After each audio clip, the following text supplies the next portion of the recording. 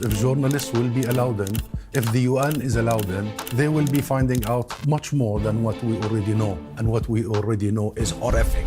What we saw on October 7th was not resistance. That was a mass terror attack. We, the Palestinian people, must always return the moral high ground. Let me jump in there. When you say you have a functioning government, there's clearly no functioning government in Gaza right now. Myself, I was born in Rafah.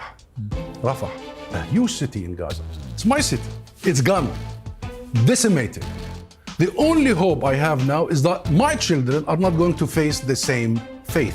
You talk about a concern for your children, I get that. But as part of that, how do you guarantee to Israelis they're not going to wake up one day again and have 3,000 people pouring over, trying to kill everybody they can get their hands on? 83% of a society wants to annihilate another society. The genocidal genes in Israel is very scary for them before us. For a long time, I was berated for spouting Israeli talking points and, in my view, ridiculously accused of being Islamophobic. At the moment, I'm being berated for spouting Hamas talking points and, equally ridiculously, accused of being anti-Semitic. Fanatics on both sides of this war try to smear their critics as bigots and use phrases like propaganda and talking points to discredit what they say. That's why it's so important to keep a firm grip on facts and your own sense of what is right and wrong. My view is that Israel had every right to start this war after the events of October the 7th. But what the IDF is now doing has crossed a line and has gone too far, is wrong and has to stop. The facts in Gaza are hard to come by. As the BBC's Jeremy Bowen said, Israel won't let him or anybody else in because they probably want to hide what they're doing. But we have enough evidence from the medics, the volunteers, the footage and testimony to understand that one of the world's most advanced militaries is inflicting death and suffering on an inhuman scale. If that's a Hamas talking point, ask yourself why so many of Israel's allies, two former Israeli prime ministers, and many of Israel's staunchest supporters are now using it. Do we hold Israeli officials to a higher standard than Hamas? Well, yes, of course we do. Otherwise, what was the point of the war? It was a conflict waged against killing with impunity, against civilian suffering, and against the hateful disregard for human life. I will continue to hold people on all sides to account, as you'll see in a moment. But the uncomfortable truth right now is that the biggest driver of anti-Israel propaganda is the Israel government itself. Well, joining me now in the studio is Husam Zomlot. He's the Palestinian ambassador to the UK. He's been a regular guest on Uncensored. Welcome back to you, Ambassador. First of all, I don't know if you saw it, but I interviewed your counterpart, the UK ambassador for Israel, and I was stunned by some of her responses in that interview. Did you see it, and what was your reaction? I have to say I saw some of it. I could not stomach to see the whole of it, so I had my team transcripting the whole interview, and I did read it.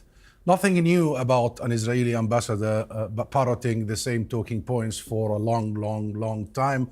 Complete and utter game of deceit, lies, trying to deflate, always blaming the victims, never taking responsibility, always finding an excuse, and in the end, always being caught out like you did.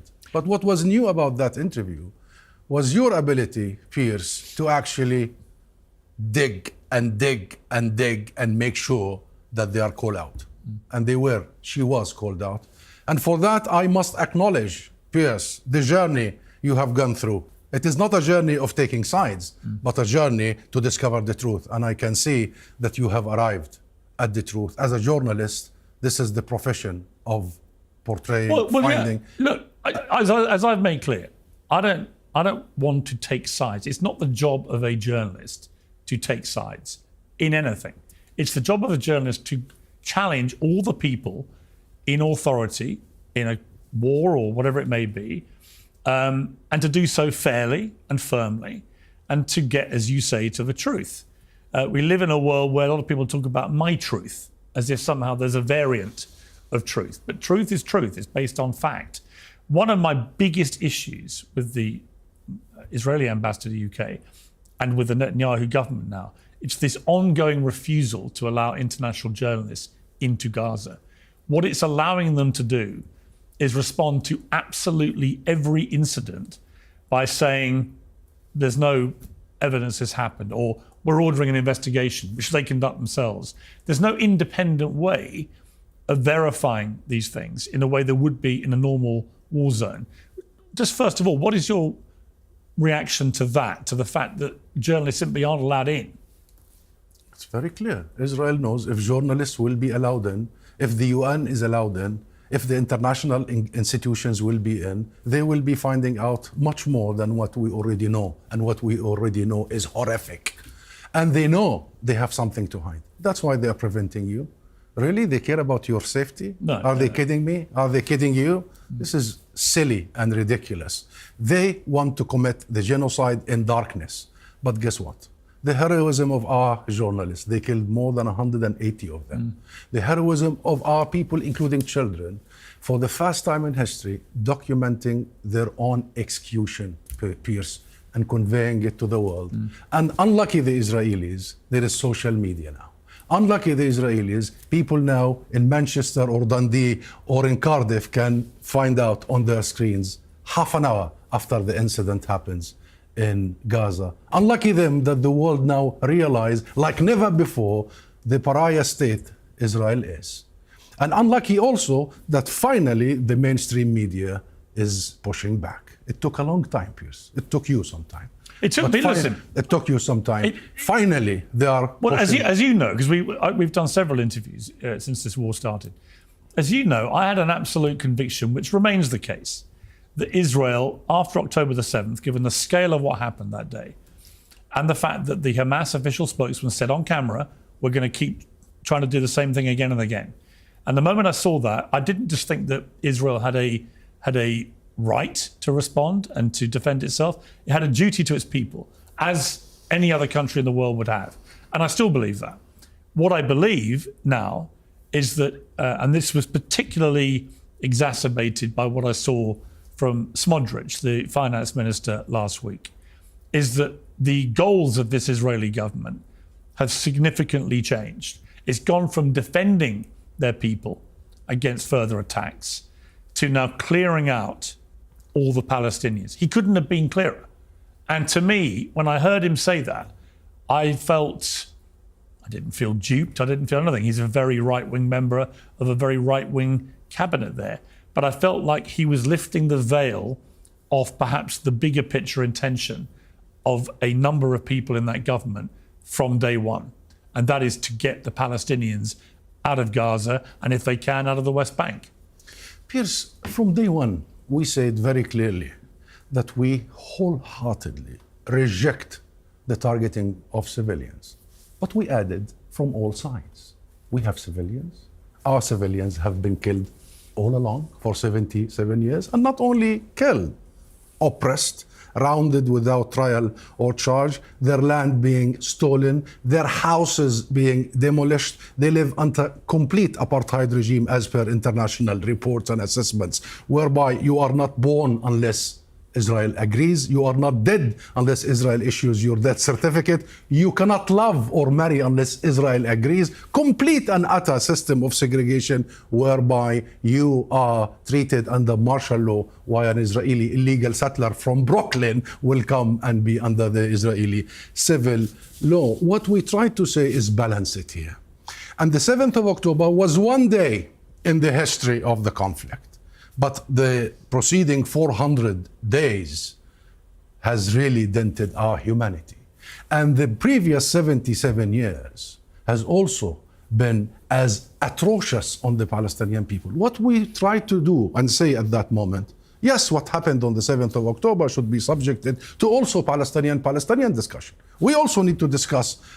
We realize that a people under occupation, as per international law, it is our right to resist via military means. Armed resistance. International law gives you that option, of course, targeting only military. It gives you, but even that. But that wasn't resistance. But even that. But exactly. Hang on. But even that. Hang on 1 second. That what we saw on October 7th was not resistance.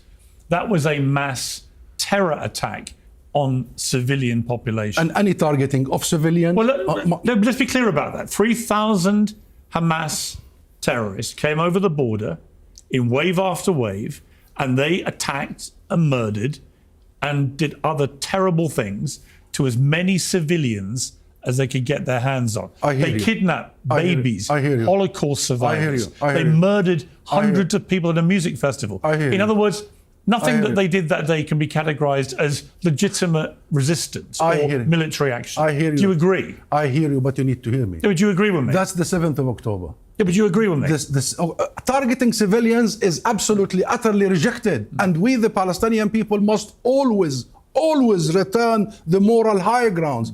Our issue, the heart of our cause, is that we as civilians, defenseless, have been targeted for 100 years. So we better not do it ourselves. And we better stick to the one thing that we're calling for, which is international law. But on the 6th of October, Piers, the UN and other international organizations declared it was the deadliest year for Palestinian children in the West Bank, not even in Gaza.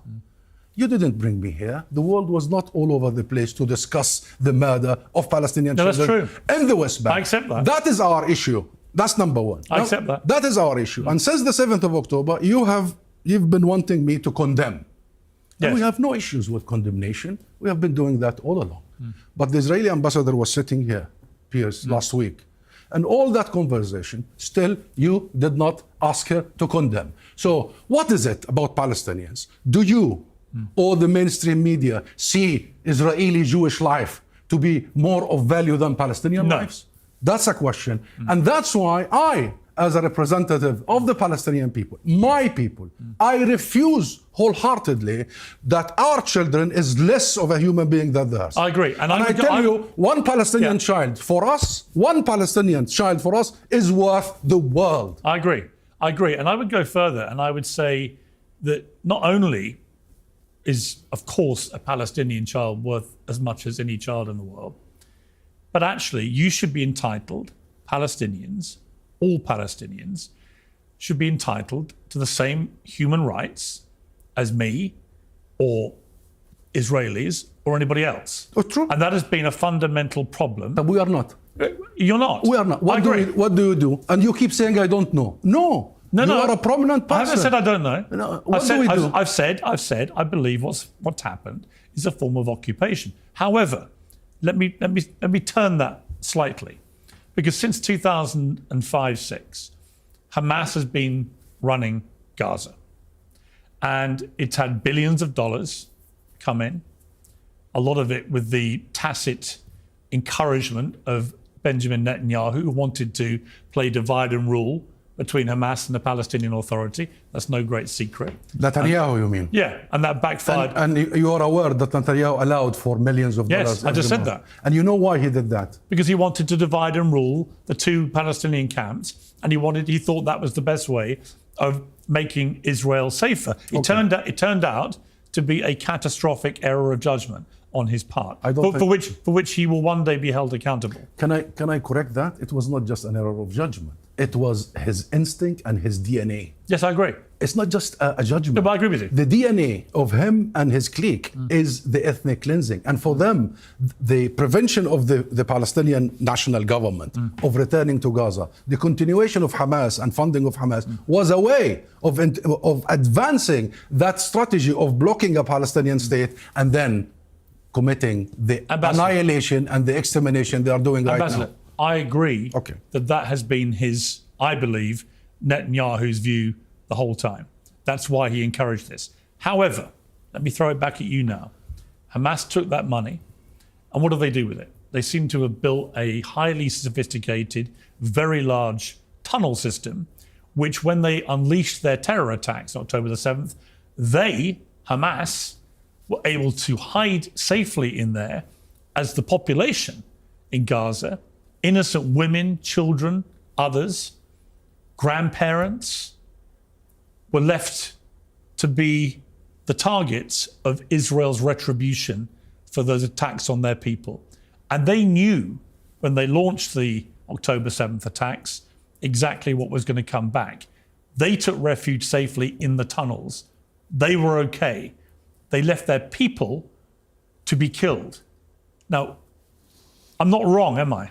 That's why I started the conversation about a Palestinian national conversation, revision.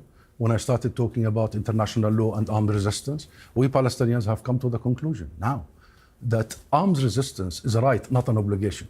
And given the situation, it is not the most effective way of gaining our rights, not even against the military establishment, given the direct tacit support of the US, as you know, and the rest of the West. We are not just fighting the Israeli military. So perhaps we need to collectively think about the power of mass non-violent movement. We tried it in the first intifada, and it was very draining morally, politically, militarily, economically to Israel, as you remember and you have read in the past. We need to apply and utilize this unprecedented international public opinion support for us. I just came back from Westminster School. I had just left a meeting with a senior British official in 10 Downing Street. I left and I saw this huge red line surrounding the British Parliament. I approached, and there were thousands upon thousands of British people holding this red line, telling their government, if you are not showing a red line for Israel, we are showing a red line for you and for Israel, for the government and for Israel. And I went in and I saw the depth of support. And this has become, after almost 20 months, the largest and the longest British solidarity movement in the history of this country. Actually, you know what it reminds me of? And I don't think it is. And Shabu, I respect. I can remember one larger one, because I was editor of the Daily Mirror at the time, and it was the marching through London of nearly 2 million people against the Iraq war, which I opposed when I was the editor. Yes. So it reminded me of that. But that movement went on for a few months. Yeah. This is going for almost 2 years. Do you think the UK, is the UK government doing enough, in your opinion, to curb what Netanyahu is doing? No, the British people are doing a lot, and the pressure is on them. And the UK government, by far, is not doing enough. What would you like them to do? The number one, arms embargo. This is a legal obligation. Already in January last year, a year and a half almost, the ICJ said it is plausible that Israel is committing genocide, and therefore we, the judges of the world, this is the courts, the highest world court, we, the judges of the world, decided to place Israel on trial for genocide.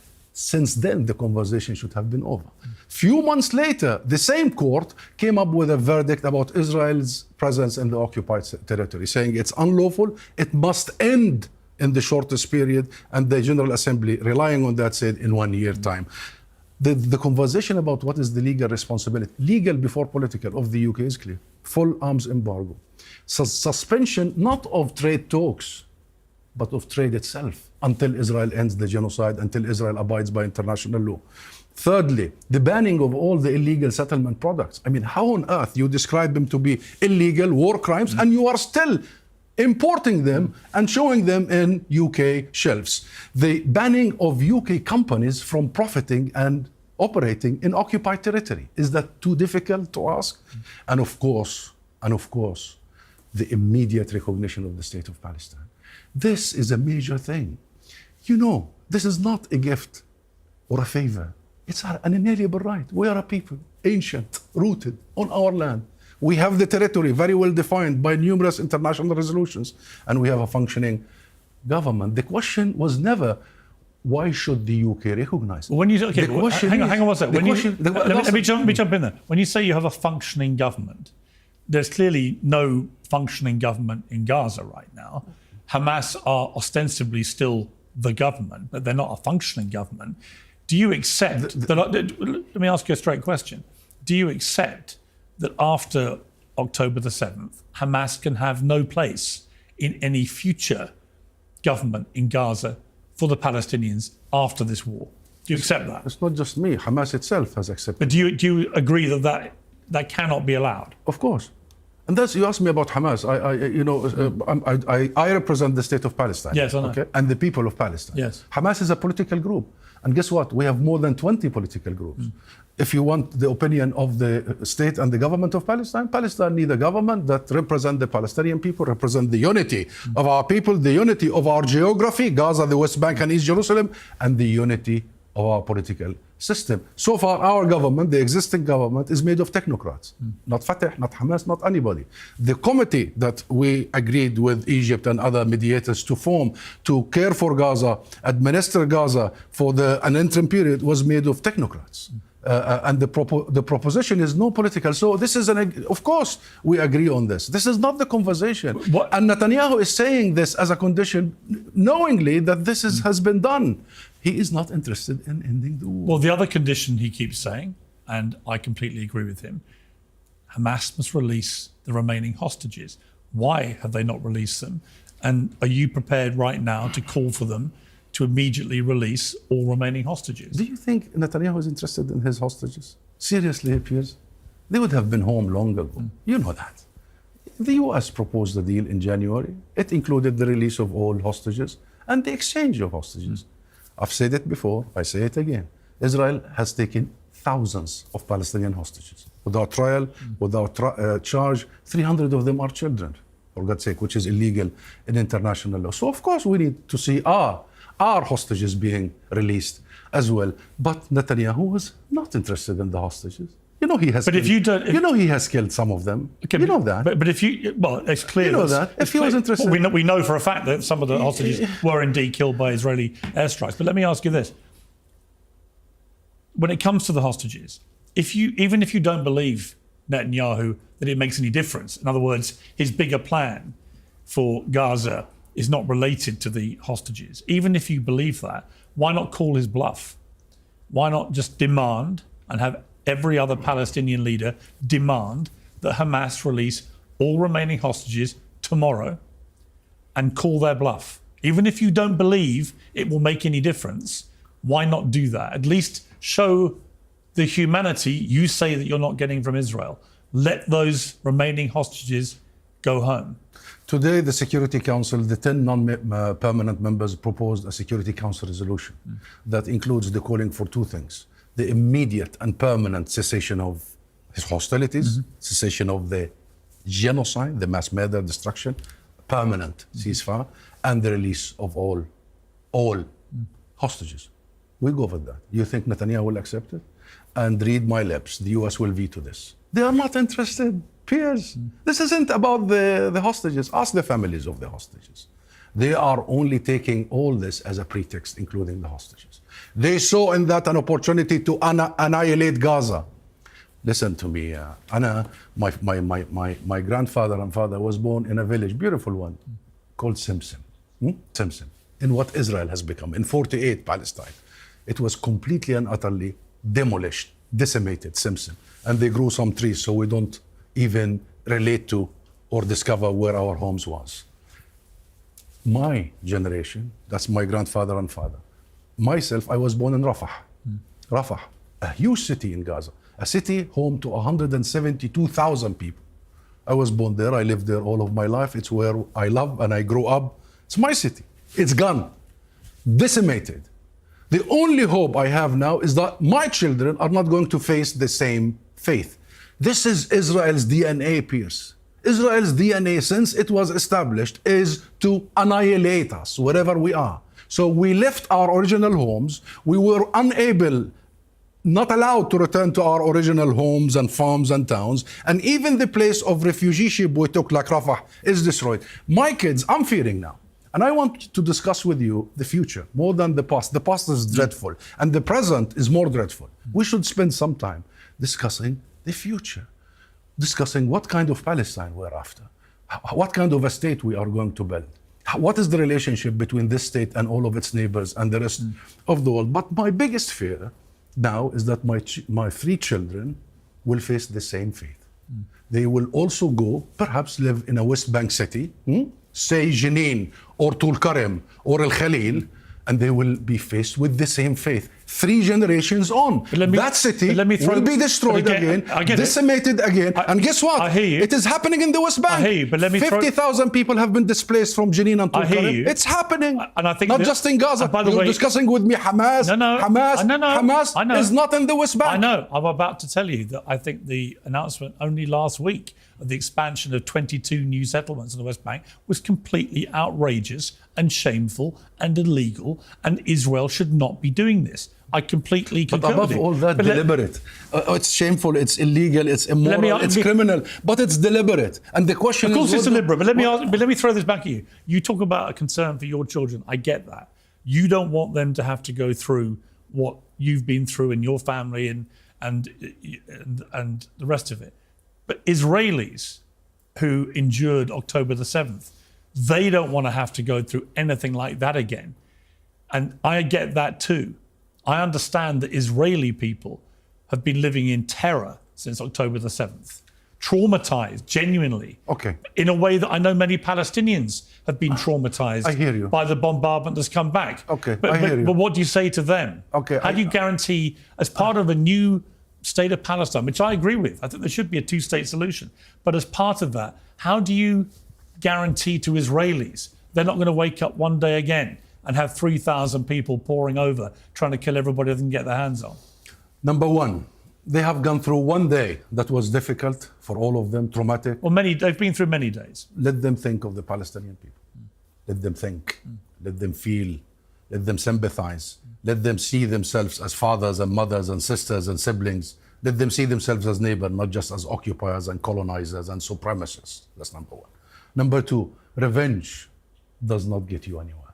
Even the strongest supporter of Israel, a self-acclaimed Zionist, that is President Biden himself, said just a day after the 7th of October, on the 8th of October, he said to Netanyahu publicly, and he said it on TV, don't repeat our mistake on September 11th. Don't go after your rage.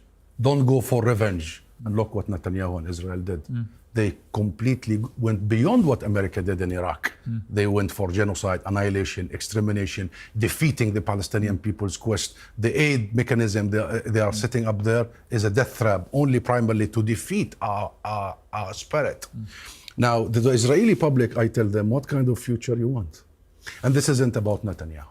I was reading Haaretz only a couple of days ago, 2 days ago. There was an opinion poll that shocked the core of me, shocked every bone. I know the one you're talking about. Sent shockwaves in my bones. The majority of people in Israel think that the Palestinians should be removed from Gaza. Is that the one? Yes. Yeah. 83. I was shocked. 83%. Yeah, I found that shocking. 83% of a society wants to annihilate another society. The genocidal genes in Israel is very scary for them before us. For them before us. And in the same poll, more than half of the Israeli people want to get rid of non-Jewish citizens of the state of Israel. The Palestinian Christians and Muslims in Israel. What kind of a society? When people talk about Netanyahu is the product of a society that has completely and utterly shifted not only to the right, but to the extreme. I don't disagree with fanatical. you. So Yeah. to the And Israeli, I also think Netanyahu is acting, I think, now completely in self-interest. so to the Israeli society, this is the last. Think Yeah. of us not just as threats. We are the biggest opportunity.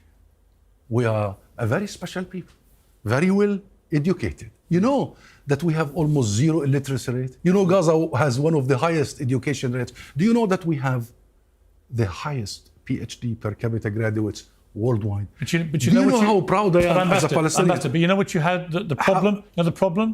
The people that were governing Gaza in the last 20 years, they took billions of dollars, which could have made the Palestinians' lives so much better, could have definitely helped with all the dynamics of education and health and art and culture and all those things. And instead, they spent the 20 years building a tunnel system and planning a massive terror attack, which they knew when they launched it was going to cause the deaths of tens of thousands of Palestinian civilians. And that's the problem. I hear you. But to the Israeli public, Palestine has its legitimate representation. And the Palestinian, the PLO, the PA, the state of Palestine has never left Gaza. Education was funded by us. Health was funded by us, so Gaza was not governed by a group. Okay, there was a security issue in Gaza after what happened in 2007, but Gaza was never, we never left Gaza for another group to govern. However, to the Israeli public again, think of the potential. The youngest population, most educated, most tech savvy. You know, in the West Bank now, our youth are producing $500 million every year. And $500 million is small, but in our situation, $500 million. Given the restrictions, the dismal situation and the occupation and the restrictions that, you know, this is a big, we have 200 tech incubators and startups that are now linking to the biggest companies. Listen, let me in the make world. it clear. There's nothing. So Ambassador, we've run out of time. And by the way, I'd like you to come back again soon. I'd like to talk to you more about what the future would look like. I genuinely would like to have that conversation with you about what the future might look like at the end of all this, because I think that's a really important question for you and for other Palestinians to really wrestle with and work out what that future looks like. I want a great future for Palestinians, especially for the young Palestinians. You've got such a young population. I want them to have all the rights that I have, genuinely. And that's why I want this war to end. And I see at the moment no desire on the part of the Israelis to do anything that will bring it to an end, or that doesn't involve, according to half of their cabinet, from what they're saying out of their own mouths, the removal of Palestinians completely, which I think is a form of genocide. I've said that. I thank you for your time, for coming in. Please come back again. Let's keep this dialogue going. I want to be a force for good in this debate, as I think I've tried to be from the start of this war. I want to carry on that process. But what I'm seeing now from Israel has crossed my red line. And I've been saying that loudly. And if people who support Israel think that I am somehow anti-Semitic because of that, or I hate Jewish people, or any of these ludicrous things, I simply say to them what I said when it was the other way around, a few months into the war, when I was accused of exactly the same thing in reverse towards the Palestinian people, that I hated them, that I was Islamophobic and so on. I wasn't. I wasn't then. I'm not now. I'm not anti-Semitic. I'm not anti-Israelis. I'm actually anti this Israel government and what they're currently doing. But it's also important, Piers, to take responsibility. Yeah. And all of you, because you are an influencer. Yeah. You have a huge... I don't disagree. To take responsibility, how at the beginning it has been presented in a situation that did empower the fanatics in Tel Aviv. It did empower them.